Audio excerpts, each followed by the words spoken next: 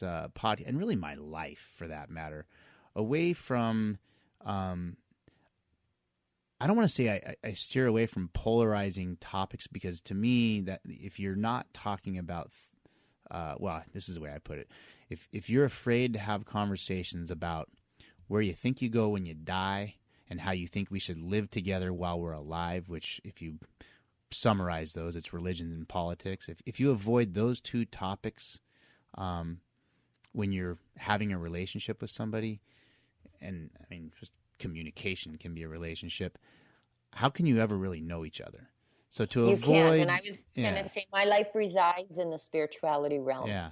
I can't have a relationship with somebody Sure. without really having a similar awareness. And you can have a conversation, but maybe not a relationship. Yeah.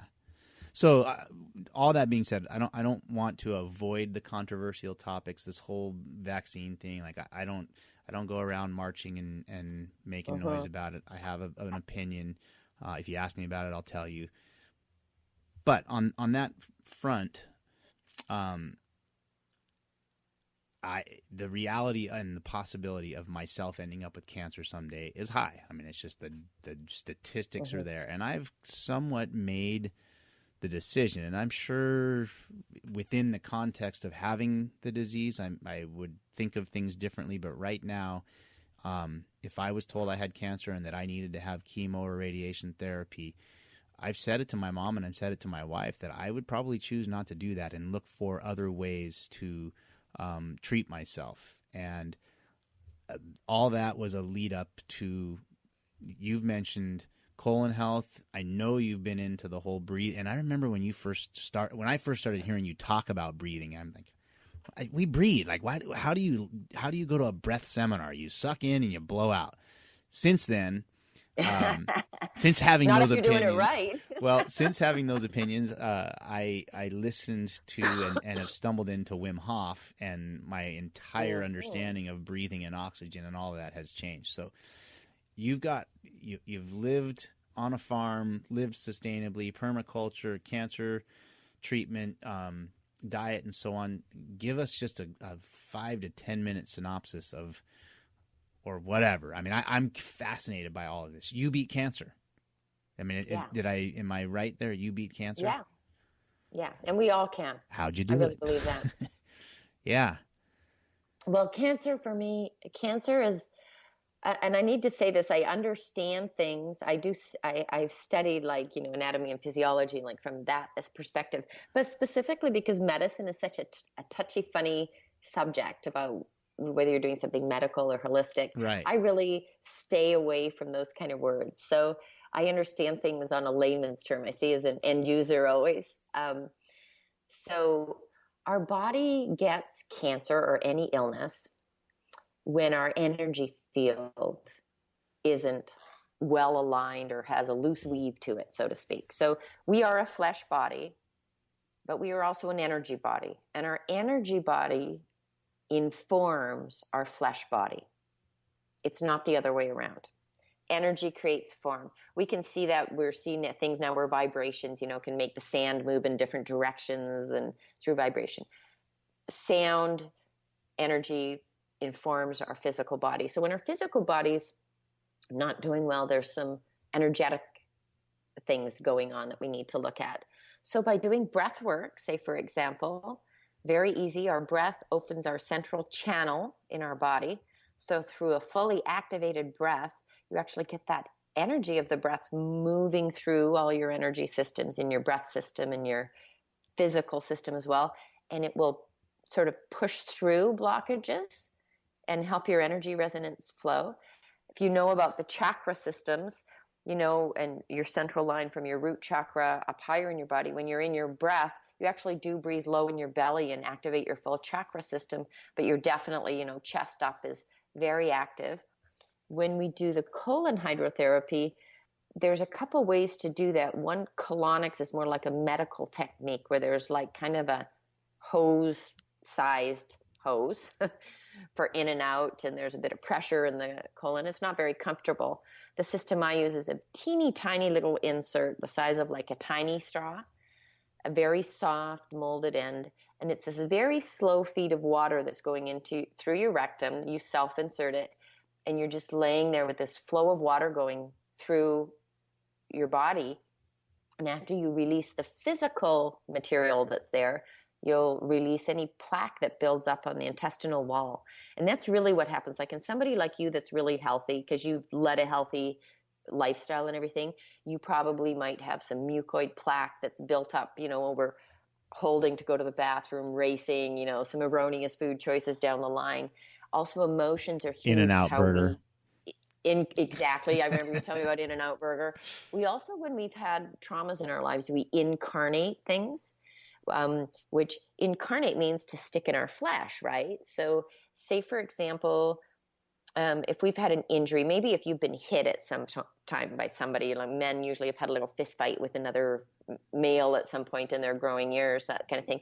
Sometimes where a physical trauma is an emotional trauma comes in behind that, and settles in there. That is how it works. So when we clear the flesh, the emotions and the thoughts and the feelings also clear. And also if you've had trauma, especially most people have some sort of trauma in early life, even through their birthing or right after their birth experience. Different things happen in hospitals or, with different situations that are, come up. So those kind of subconscious memories that set up patterns in our body, all of those can be cleared. And they can be cleared really easily with using breath in this water, and breathing while the water is flowing through you creates a whole opening. And once you've sort of cleared these emotions, thoughts, and feelings, it's like a movie almost outside of you. You're not in the throes of it, and you're not ego attached to it. So you're able to clear. You also open up your intuitive capacities, which all of us have these capacities, but as our bodies sort of get layered, maybe with environmental toxins and things we're taking, we do sort of put veils. Filters, filters. So as we clear, they clear up.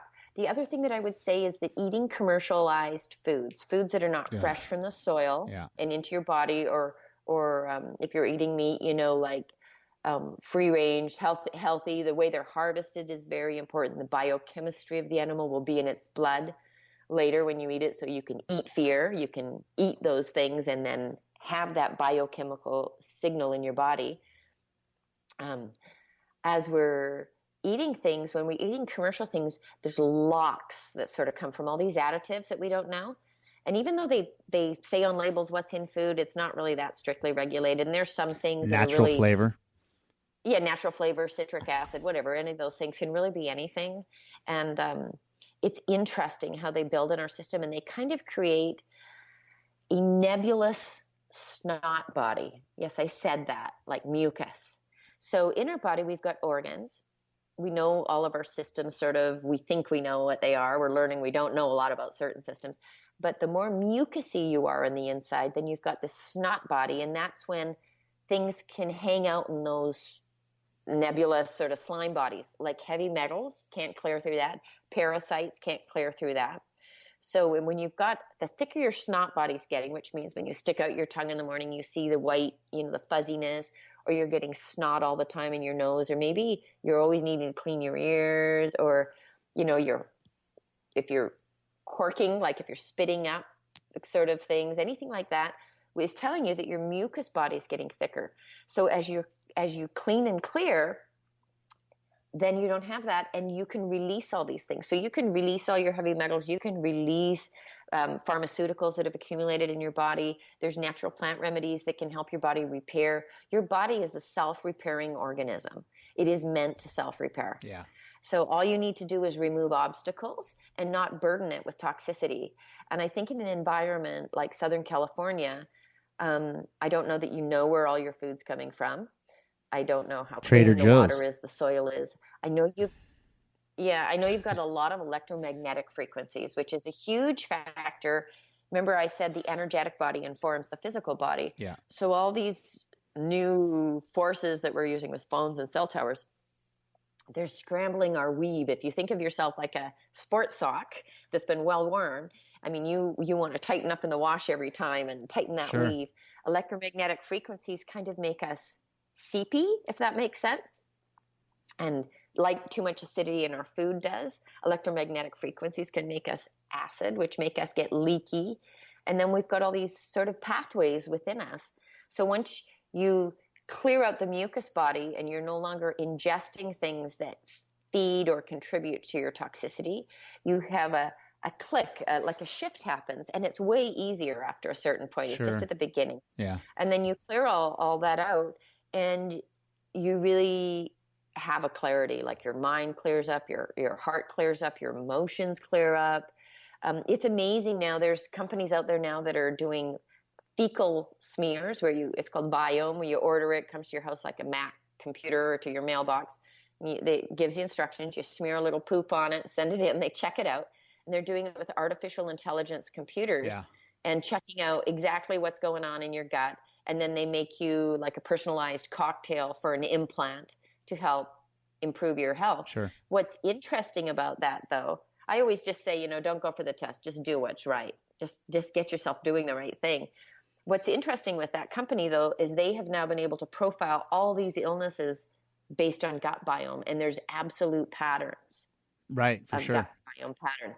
So gut biome is where it is. Also with female issues, with endometriosis and everything, now they're saying it's biome, gut biome. And that's why my company's called Biome, because it's biome of the gut and om of the voice and the sound, right? So I'm curious. I mean, I have this, no pun intended, gut feeling. I've had it for a long time that, hey, what we're doing is wrong. Just in general, the way we're living, right? Yes. And so I've got and I don't have clinical or textbook knowledge. I just got, again, the gut feeling like, hey, it shouldn't be hard to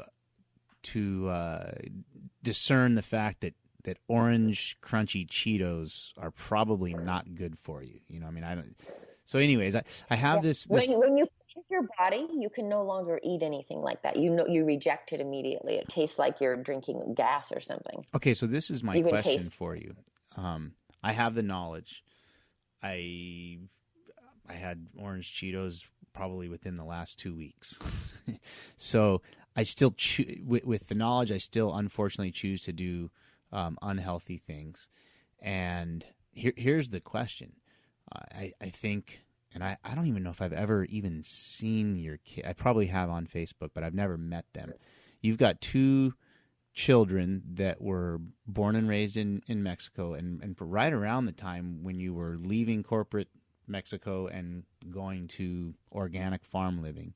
So I'm assuming, without hearing your entire story, that your kids grew up on the farm, eating healthy, living a very healthy lifestyle with a mother that was very centered and deliberate about daily choices being made.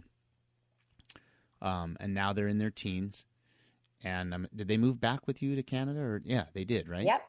So now they're in Canada, and you've already admitted, hey, I'm having a hard time adjusting here from the environmental standpoint. Do they go to Jack in the Box? Do they? I mean, how are the kids? They do all of that stuff now, and it breaks my heart. Sorry. I feel great. But I feel great that I know that their base genetics and their foundation is solid. Sure. And I explain that to them, that if they keep eating like that, they will have consequences. And I it's crazy as a mom, but I actually mentioned to them, like, I don't know, just think about fertility. Yeah. Are you going to want to be fertile? Because, like my daughter, I tell you, all your eggs are riding around with you. Everything you do, you're doing to your new baby. Yeah. That's going to happen down the road. So what are you doing to your eggs?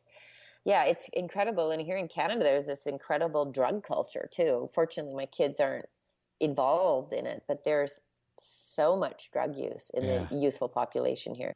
There's overdoses, suicides, like crazy banana stuff compared to what I'm used to socially. Sure. They still like a good home cooked meal.